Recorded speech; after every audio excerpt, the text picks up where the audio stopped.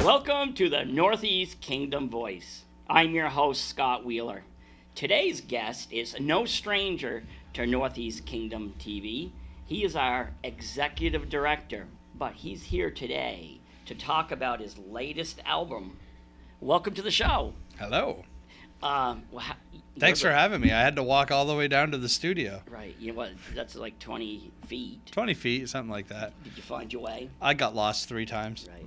So, in your other life, though, you are a singer and a songwriter. Yes, sir.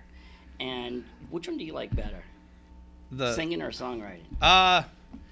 I like the writing, and I like the writing probably better, but I like performing. The beauty about being a singer-songwriter is it's very different. Like, a lot of people always tell me that I should like try out for The Voice or something, but could you picture Willie Nelson on The Voice? See, those people are singers. Right. Willie Nelson's a singer-songwriter, so it's kind of the songwriting's the stronger point of what I do. But I don't think I have a horrible voice. Right. But what Willie? Because I love Willie. He's right up there with Toby Keith. He's he's much higher than Toby Keith. And literally and figuratively. Yeah, that's true. But I do love Willie. Oh yeah. Is that what he?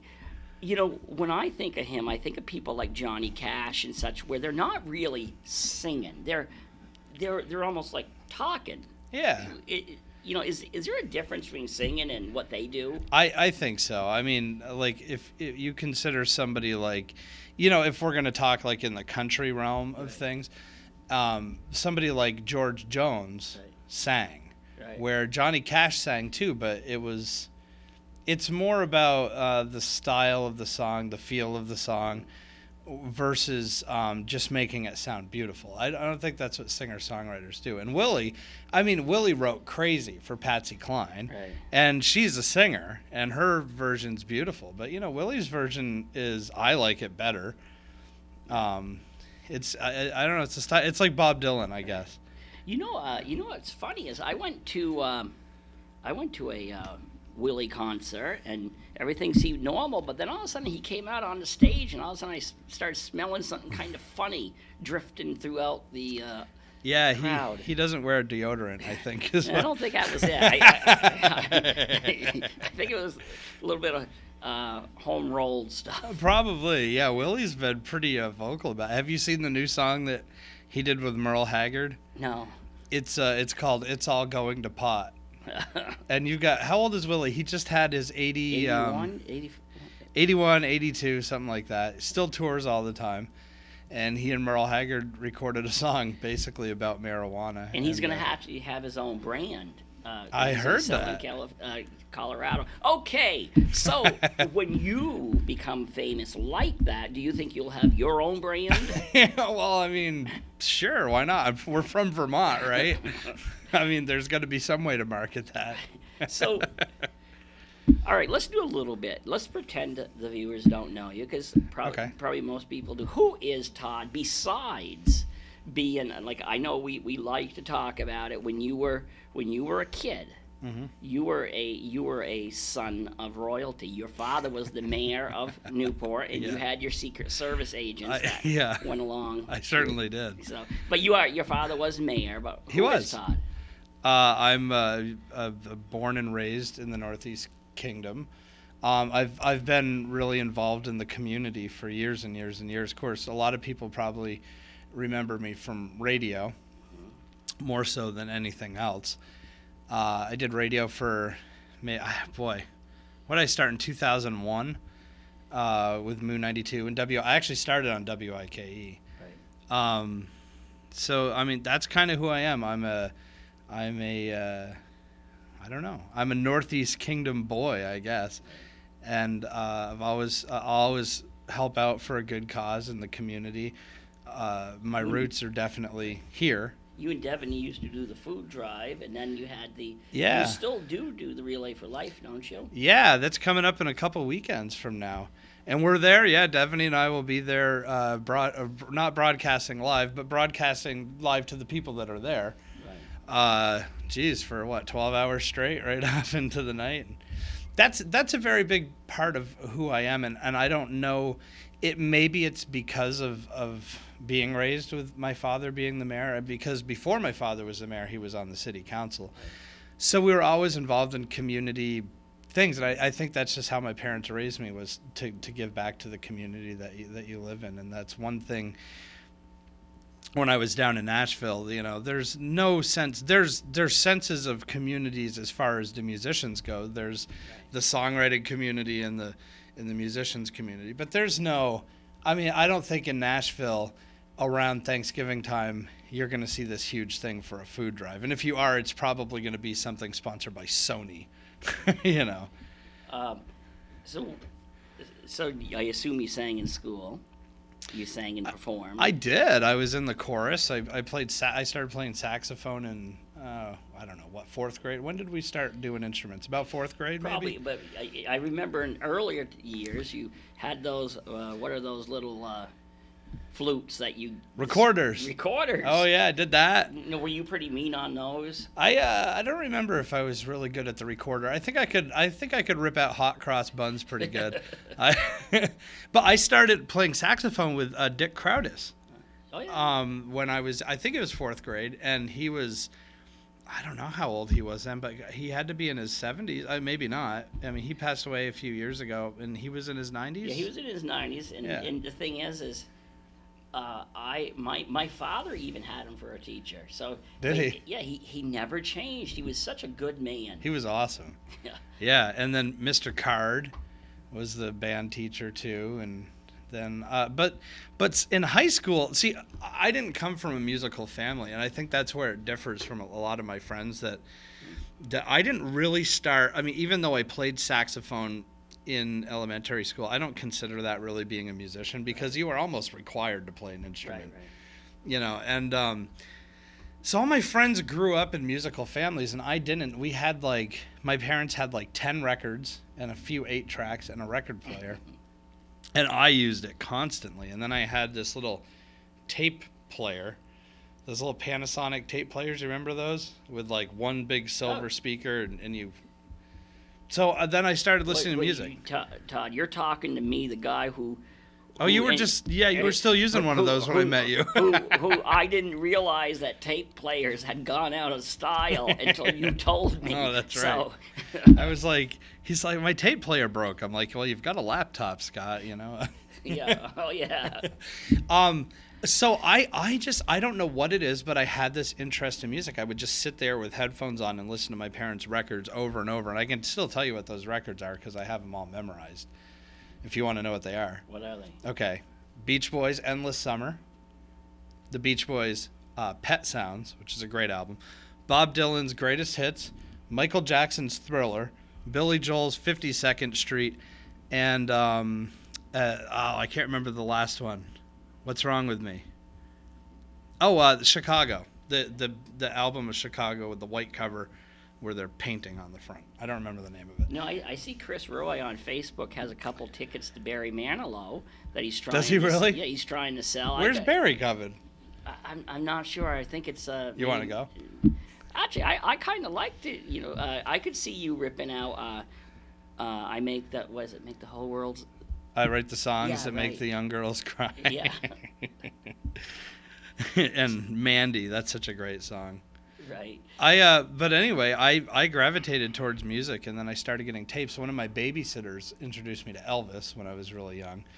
So I don't know, I was just gravitated towards music, but I never really started playing music and writing my own songs till I was 16.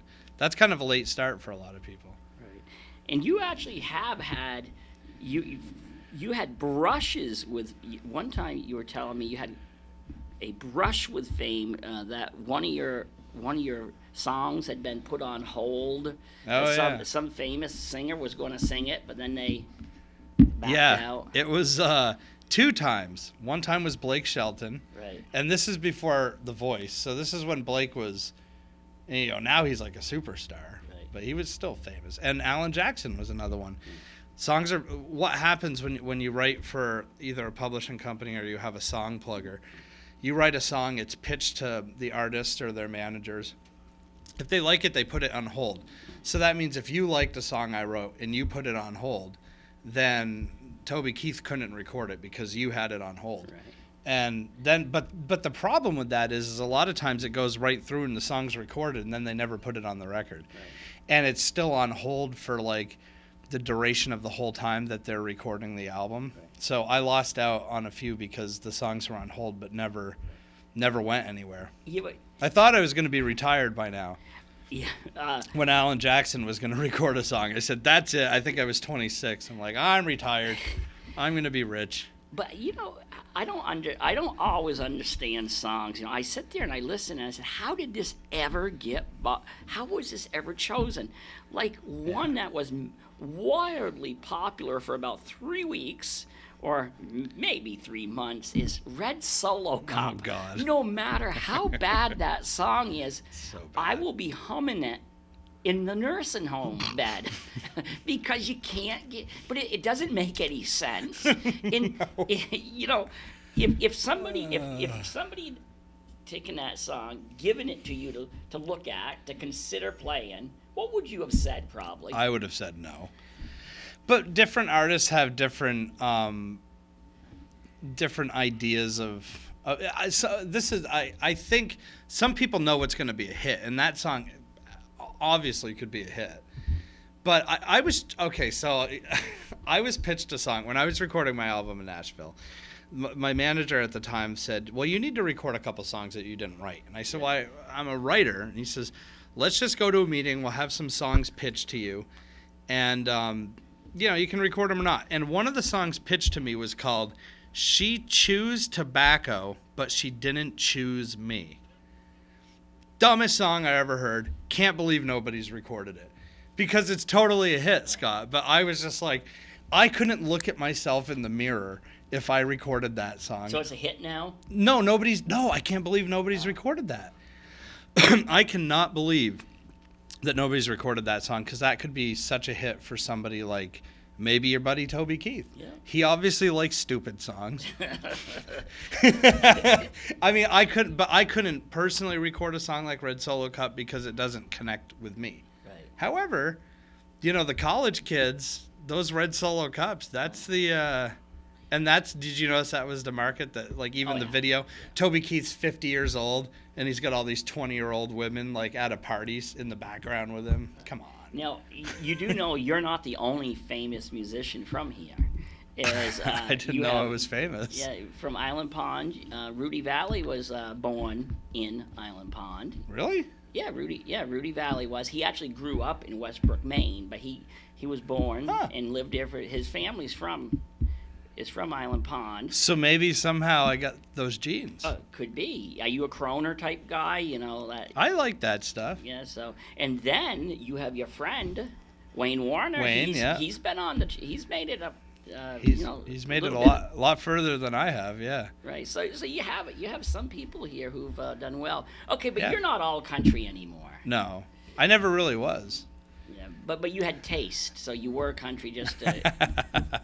I love country music.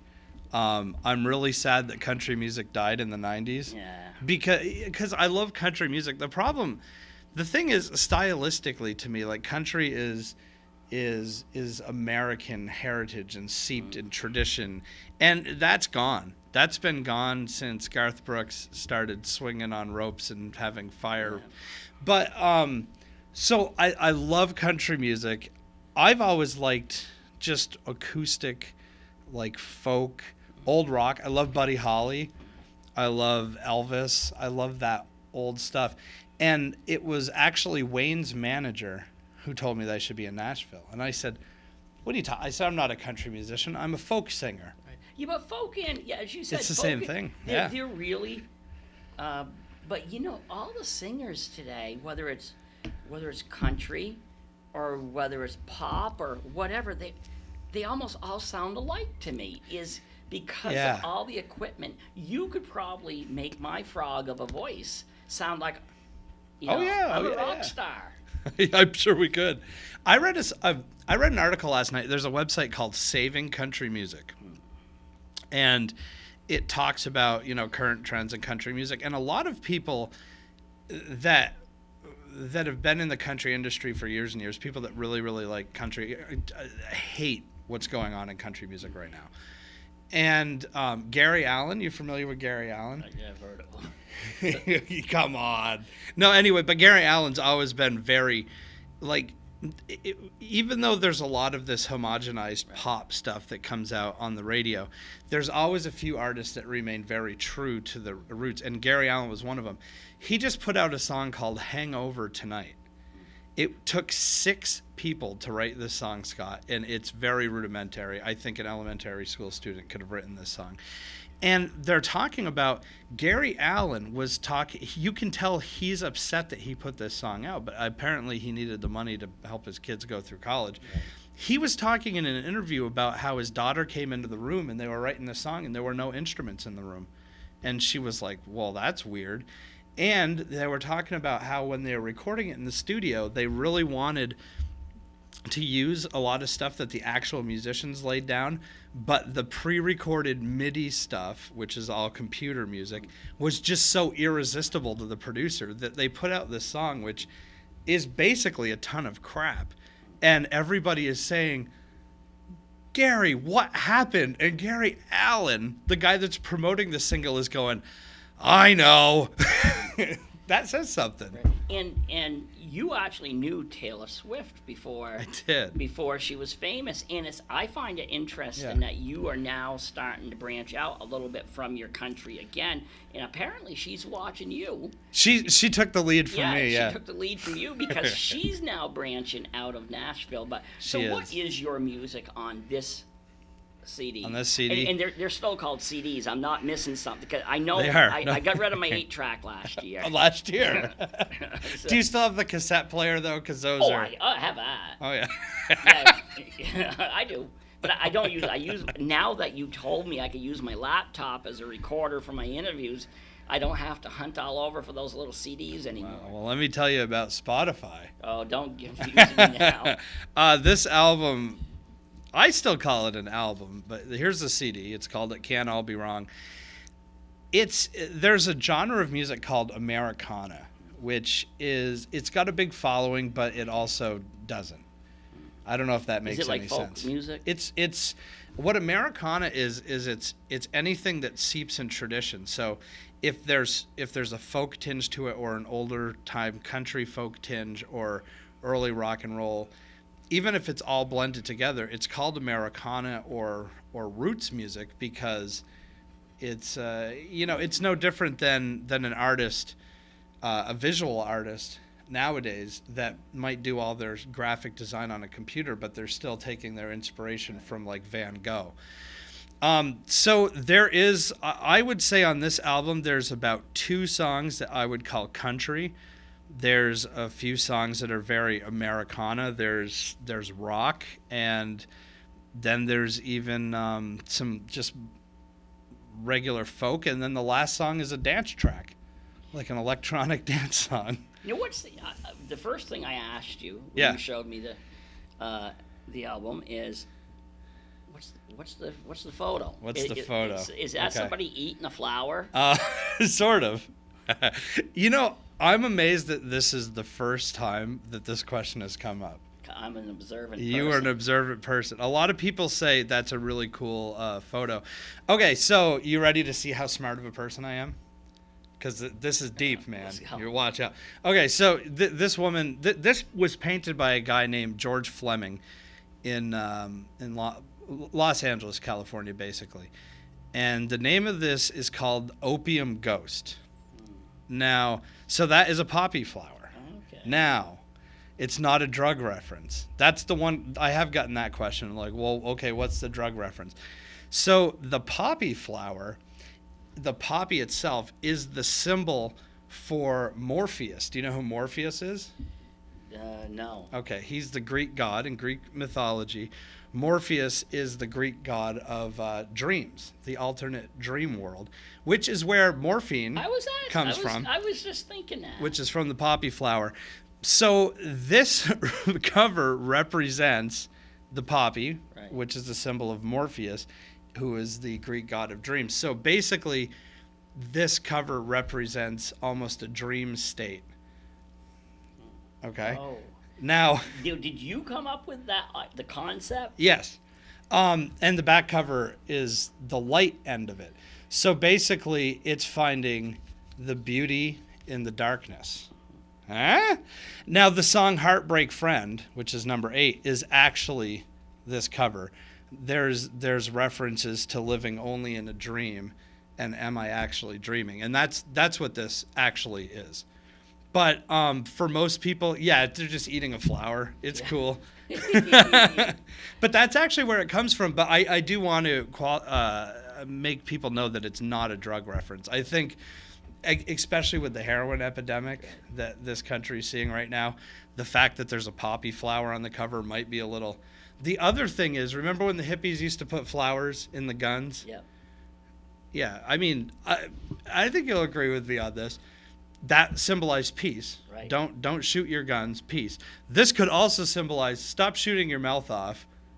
You know, because if you read Facebook comments sometimes, not on Facebook. People might need to just stick a flower in their mouth and be peaceful every once in a while. Okay, now let's play one of your songs. Okay. Well, $200 was all I paid. It was avocado and Bondo Gray.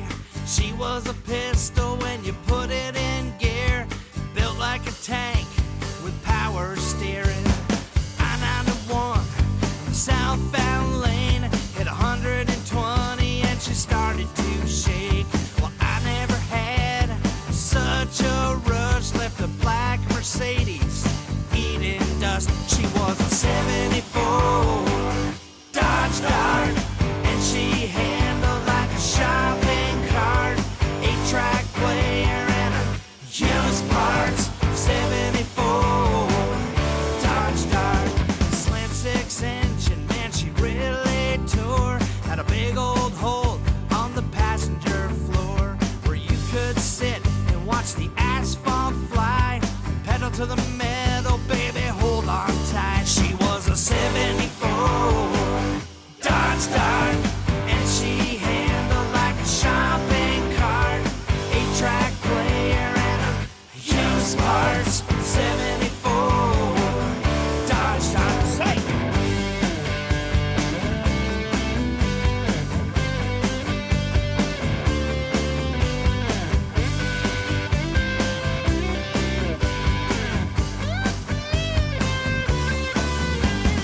Whoa, hey, don't drive slow, just an open road and the radio.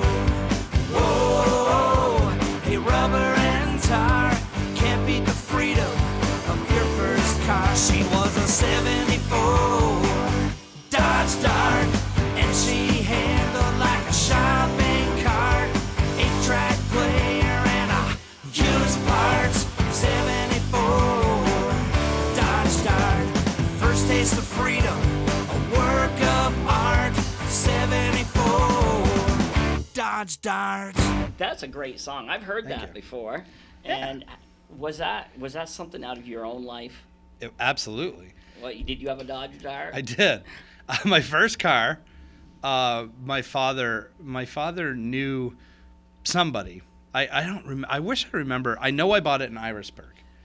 I know that when you go through Coventry and you bear right to go to Irisburg, right, you come down that hill before that bridge, right, there was a road off to the right. That's where I bought the car. I don't know who I bought it from, but it cost me $200. It was a 1974 Dodge Dart. It was not in good shape. It was falling apart. I mean, the very second line of this song mentions Bondo. It was Bondo all over it. There was a hole in the floor. There was a leak in the seam of the gas tank, so I couldn't fill it up to even half because otherwise gas would just leak out all over the road. I only had the car for 2 months, but it was my first car, and it was probably the coolest car I ever owned. And then you had a vet after? No, Ford Escort.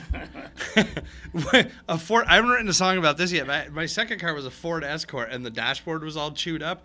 So the mechanic or the guy that was selling it put fake rabbit's fur all over the dash.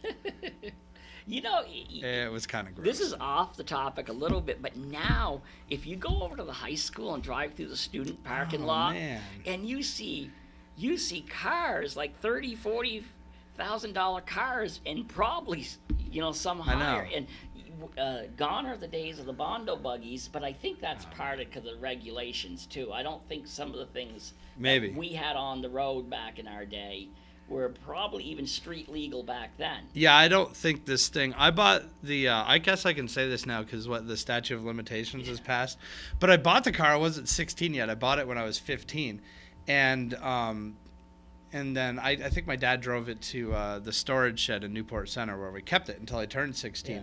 But we had to get the car from the storage shed to the mechanics to be inspected and registered, and I drove it in like kind of a convoy with my dad in front and my stepmother in back, so they couldn't see that there were no license plates on this stupid car. That's it. So I very well, a couple days after getting my license, I very well could have gotten my first ticket for driving an unregistered car, but it didn't happen. I made it. Have you got any tickets since then, though? Yeah. Not a lot. I never have. I know. You told me you've never gotten a speeding ticket. No, never gotten a speeding ticket. I've only got a couple. I'm pretty slow driver. I'm really not a fast speed demon. Yeah. So where can somebody buy your album? You can get it. So I do have it locally, and then of course you can get it online, everywhere. iTunes, Amazon, the whole kit and caboodle. There are so many digital stores now. Like I go through a distribution company that puts it online. It seems like every week I get an email like 3 new stores. Do you want your album to be on? What was the latest one? Like there was one in the Middle East, like the Middle East's hottest digital download store. But locally, Newport Jewelers, right? Mountain View Stand. They have the gluten-free edition. Oh. Like there's seriously a gluten-free sticker on the front of it. Okay. Northeast TV and Music, which most of the guitars and strings and picks and cables and cords and microphones used to record this album were bought, so it's only fitting that it's there. And Country Time, and then my website. If you go to my website, you can order it like directly through me. But I didn't print up a ton of these because mostly the CDs now will sell when you're doing a live show. Right. Online is really the thing to do. And if you go to my website, there's links to all the online stuff. Can people pirate? I've got to admit, the last 10 years, as you know, I've become a bit befuddled with technology. Back when I was one of the first people who had a Pentium computer, right? Ooh. And that was $2,500. Can you 25? That was a lot of money. That is a lot of money. But in the last 10 years, I've lost I've lost track of technology. You still have it? Yeah, I didn't. No, actually, I don't. But I have lost track of technology now. Can people pirate your work? Oh yeah. Online? Yeah, the sad thing is once somebody buys the CD, you can kiss it goodbye. It's gone. I mean, if somebody decides to rip it into their computer and just start sending the songs up for free downloads, there's really nothing you can do about that except there are codes on the songs called ISRC codes, which are International Standard Recording Codes. So if you took my song and you decided to put it on, I don't know, the intro to your show, right? That code would come up and it would notify me that this guy Scott Wheeler in Newport, Vermont, is using my song as the intro to his show. Yeah. But that whole process takes a while. Like it takes like probably 12 months. And I could go after it if I wanted to, but it's I don't know. There's already somebody sent me an email. The album came out June 2nd, and on June 4th there was some website, and I can't remember what it's called now, where somebody had put the album up with clips of every single song, and basically said something about it being a singer-songwriter and the website generated out of like the UK or something. Right. I don't know how it got there. I didn't send it to them, so I know yeah, it's weird. Authors face the same thing because I have a friend who was a bit befuddled and very disappointed that when somebody was making pretty good money off of her book, her online book. Oh, really? And that's how come a lot of time. I think in her case, maybe she had a new publisher who hadn't really been involved in that much. Probably didn't take some necessary steps. But on the other hand, I'm sure that could have happened anyways. So there's always people willing to rip off your work. Oh yeah, and I mean it's copyrighted and I'm my own publisher, so it's I don't know. It's what's really hurting the music industry right now, and nobody's seemed to figure out how to fix it. Spotify, iTunes, Apple's coming out with a new one. They're all trying to figure out, okay, people are streaming music. This is the thing now. People aren't going to buy CDs when they can just listen to it anytime they want. Now they're trying to get, will people pay a subscription fee like $9.99 a month to rent, online database. Like Apple's coming out with this thing, I think, in July 30th. You literally have access to any song in the world that's online for $9.99 a month. And some people are saying, I'm not going to pay $9.99 a month. Now think about this. When you were in high school, how much did a record cost? I don't have a clue. Okay. Well, I've never been big into music. Okay. Well, say it cost $10. Right. Most people probably bought at least one record a month if they really like music, right? Probably. So what's the difference? The difference is people are accustomed and used to being able to just get everything for free online now. I don't think that the music industry is going to find a proper answer to this. I really don't. And it's I don't know. I mean, I guess it's frustrating. The only frustrating thing is I don't care if people share my music and say, hey, I love this song by Todd. Check it out, blah, blah, blah. Burn a copy of the CD, give it to your friends. Just realize that this cost me almost $6,000. Right. Okay. Just realize that when you cent. download one song for 99 cents and I get 33 cents. Your profit margin must be pretty good. One CD for $6,000. I hope. Yeah, I mean, this cost you just $6,000. Yeah, right. Yeah. But when I learned, the one thing I tell people is, as a writer, even including when I was with the Chronicle, I got to learn things. I learned something new every day. I didn't realize until I interviewed Paul Letourneau. It was some anniversary of Paul's Sugar House. Yep. That's where we grew up dancing. I think actually that's the first place I met my wife.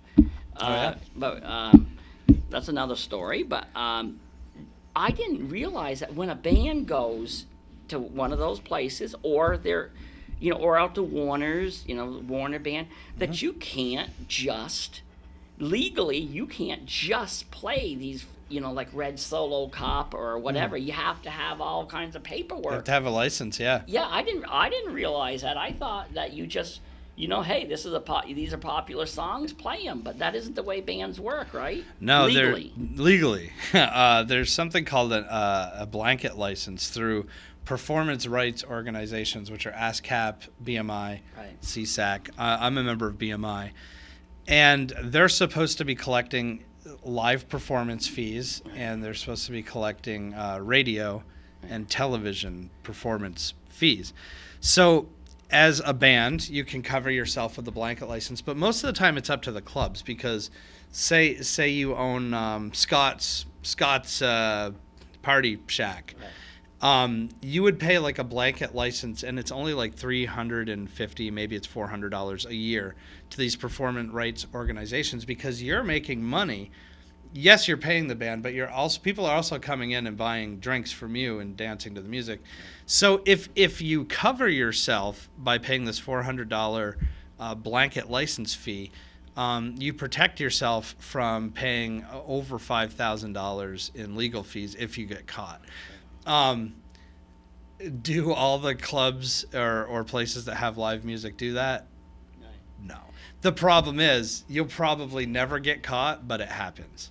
Right. Somebody once told me too, if you have music piped into your business, radio, like say where you go do your hair, get your hair done, where I get my head buffed. If they're playing music from the radio, that's fine. Oh, that's okay, because somebody had told me no, they actually have to go through the same process. Okay, now if you're playing the radio, you're okay because the radio pays these fees, and the radio reports. So the radio says we just played Taylor Swift, and so she gets her 0.09 cents or whatever.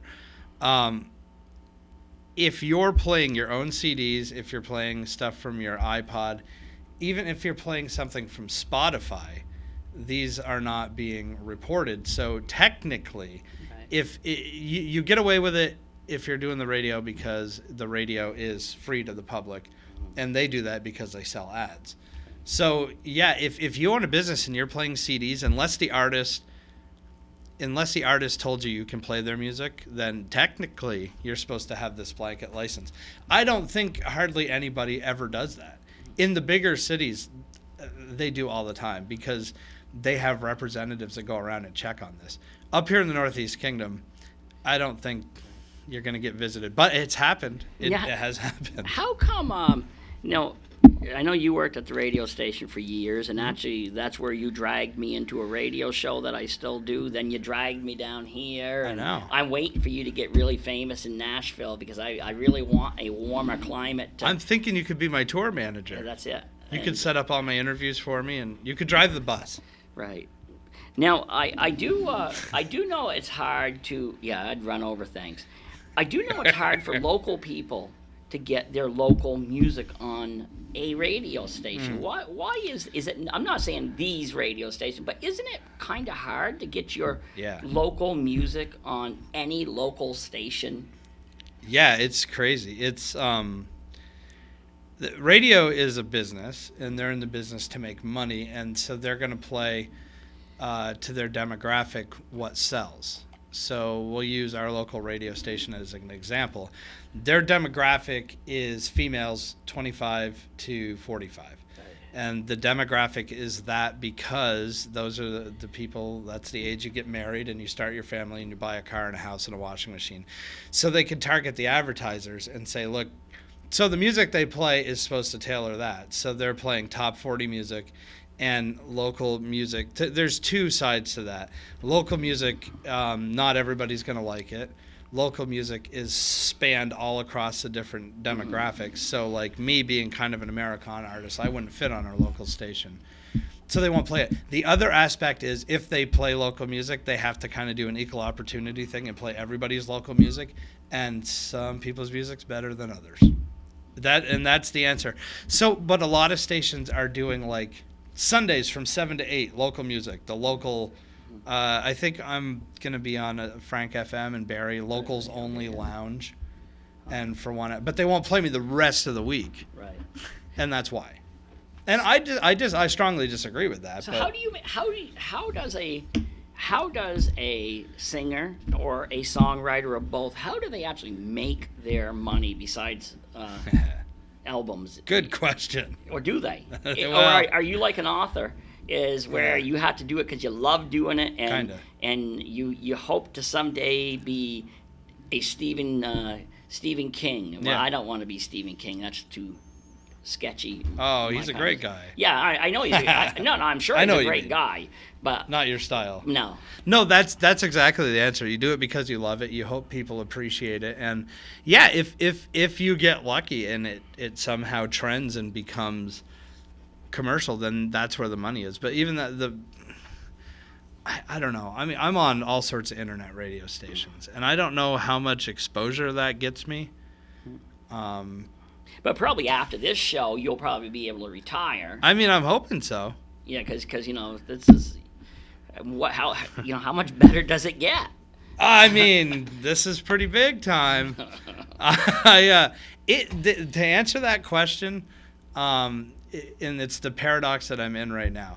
Musicians make money nowadays by touring and performing local shows. And so I'm booking a lot of shows. I've got like 7 or 8 shows already lined up this summer, and they're filling up fast. I'm not complaining. This is actually the greatest thing ever. People are saying, hey, how about August such and such? I'm like, ooh, I'm booked that weekend. That's a good feeling to have. But The tricky part is it's also really hard to book shows when nobody knows who you are. Right. So, I booked a show down in Burlington. They're like, well, you're on any of the local stations down here. No, I'm not. Well, are you a college student? Will you be bringing a college crowd with you? No. Well, okay. So we'll give you a Sunday afternoon slot. Right. So that's the hurdle that's hard to get over. You need to be known somewhat to book shows and to make money. How do you get known? Well, if you can't play shows. So, I'm hoping that I have a review coming out in 7 days, July 1st, I believe. And I'm hoping that that's going to get people to the show July 12th in Burlington. And maybe I can start to expand that market a little bit, because in Burlington there's a lot of great places to play. However, if they don't know who you are, well, I'll tell you, it's tricky. 7 Days is a great publication. I agree. And they wrote an article on me a couple weeks ago, and I'll tell you, I've had a lot of articles written, and that was an outstanding article. So hopefully they do as well on. I hope so. That's the only scary thing. Music is incredibly subjective. Right. You might hate this album because it might not be your style.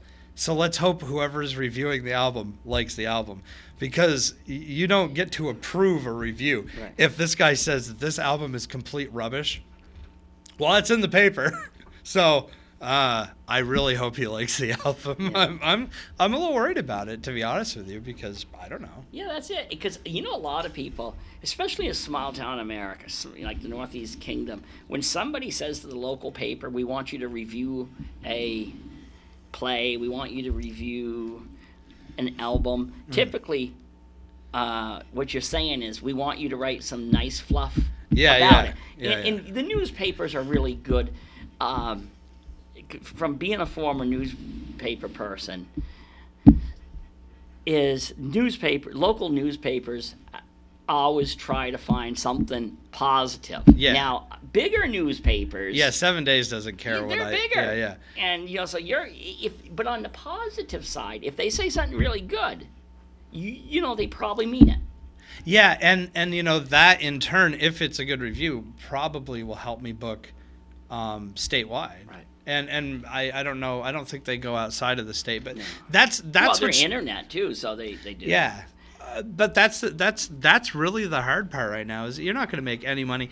If I make my money back for what it cost me to record, promote, print, I even have to pay to put my stuff online. I have to pay for my music to be on Spotify, so you can go listen to it for absolutely free. So if I can make back my investment, I'll be ecstatic. And guess what? There's no way I'm going to make back this investment. There's no way. It's a total loss. And my dad is a really good accountant.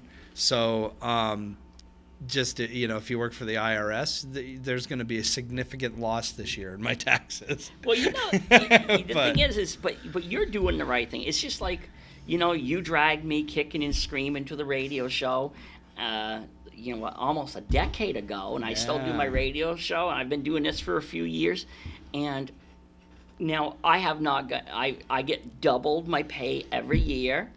2 times 0 is still 0, Anything though. times 0 is, yeah. But the thing is, it's staying out there. It's that. But as a writer, there are some people who don't value that your talents are actually, it's like, oh, can I have a book? Can I have a book? Like, and you must run into it as a, like, that, oh, you're just having fun. Here. No, it's an art form. I will say this, though. I think that artists in general, whether you're a writer or a musician, I think that they tend to take themselves a little too seriously a lot of times. Oh, yeah. Because I know for a fact that this album means so much more to me than it could ever mean to you. You can listen to this and say, Todd, that's a great album. I really like the songs. But you're not going to connect to it the way that I did, because I'm the writer. And I think that's the problem. Whenever somebody asks me to do a benefit, I absolutely do it. Yeah. And some people really get offended by being asked to do stuff for free. But You know what? If you take yourself too seriously and you think you're too good to do something for free, then you're just shooting yourself in the foot, because nobody's too good to do that. I think it all depends. I've had to tighten up because I donate a lot of time.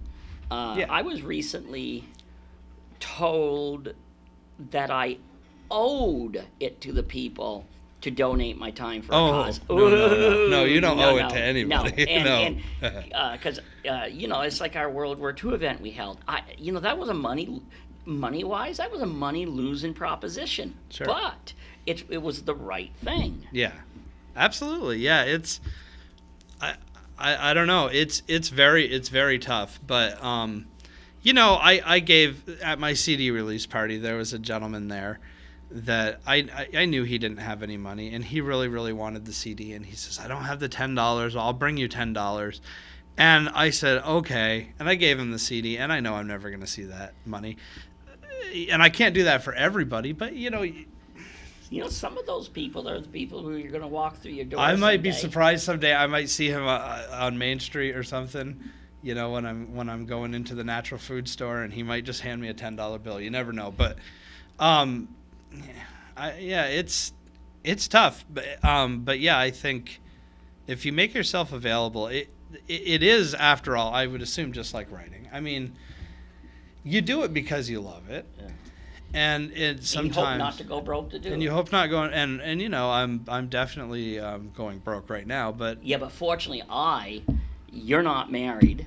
I'm not. My wife, I have an extremely supportive wife who happens to have a very good job. So, well, I hate to degrade or talk bad about musicians, but nobody wants to be married to a musician. We're a pain in the butt. So, looking down the road, are you still going to be, in 10 years, do you think you'll be the CEO, continue to be the CEO of NEK TV, or do you think you'll hit the big time? Well, I guess here's something we need to. In 10 years down the road, I don't know if cable televisions are going to exist. Oh, I thought you were going to say you didn't know you'd be around still. I don't know if I'll be here in 10 years. That in short is my answer. I really don't know. I would like to say that I'm not chasing fame.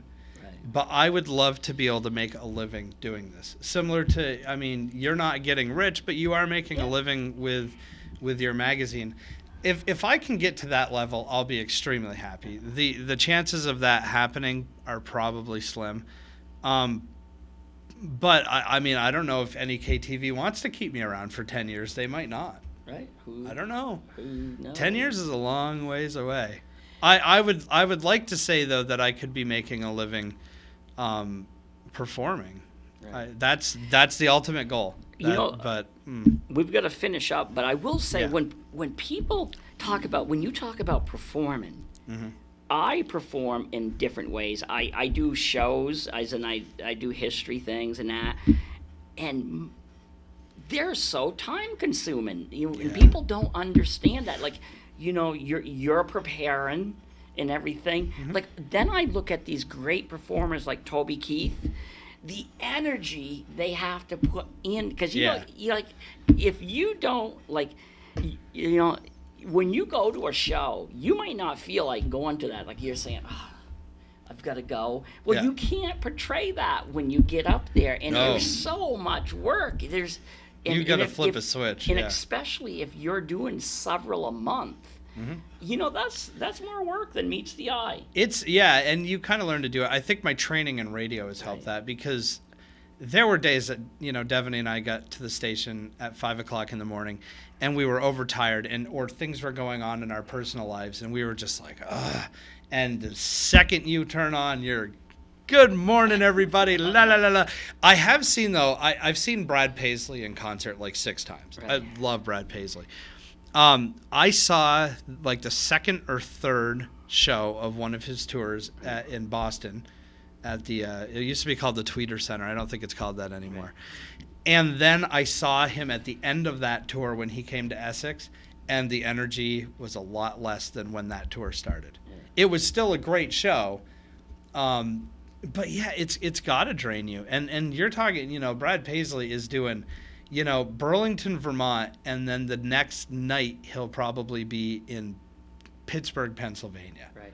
That's a haul just on the bus, let alone to do the whole thing over again. But you know what? I think if you're a musician and a performer and that's what you love to do, I think anybody's job, there are days that you don't want to go into work. Yeah. And you know what is occasionally you'll hear somebody make the news, a musician or a politician holler out that I love New York when we're in Boston. Yeah. And I can actually, I did that in Hardwick once. No, I'm just kidding. I'm just kidding.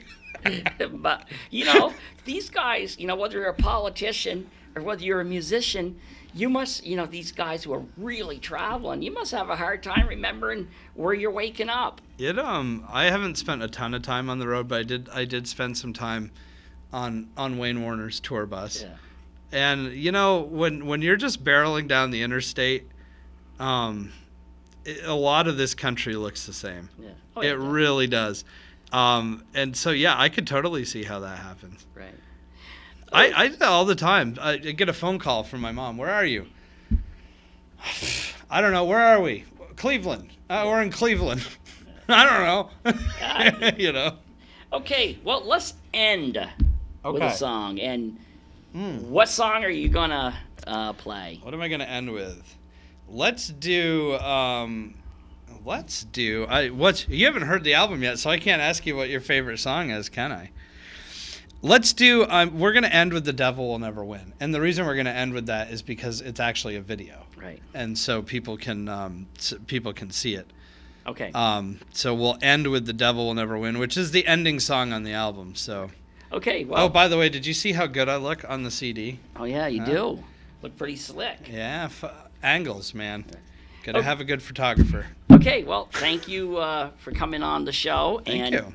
Thank you to the viewers for tuning in to another segment of the Northeast Kingdom Voice.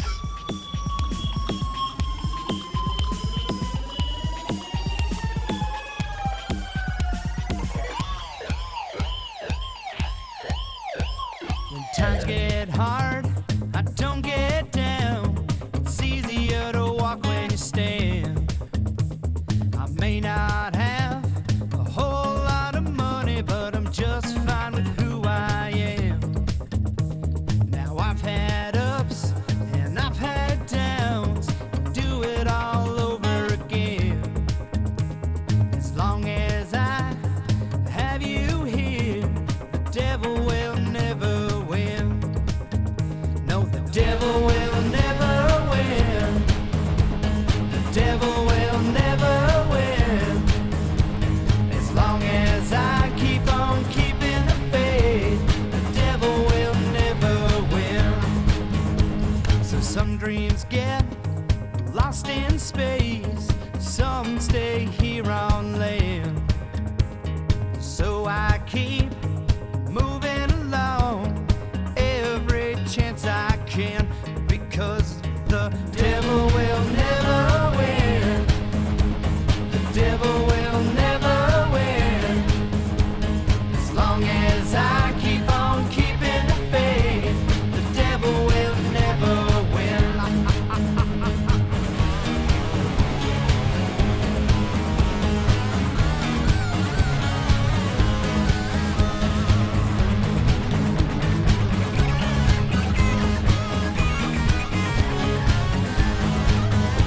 So holly, holly, hallelujah.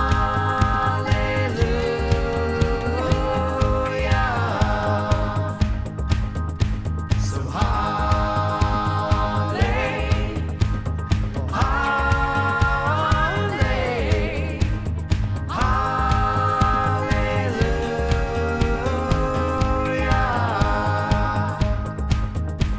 In lonely times, I remind myself no one's here alone. As long as you can see it too, brother, you're already home, because the devil will never win.